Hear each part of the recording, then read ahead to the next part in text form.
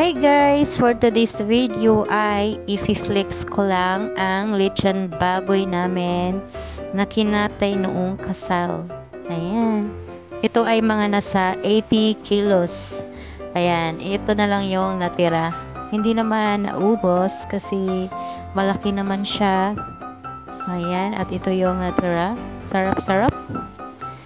Malamian na lechon. Ayan. Kung gusto nyo kumain, kuha lang kayo. Char. Okay guys, thank you for watching.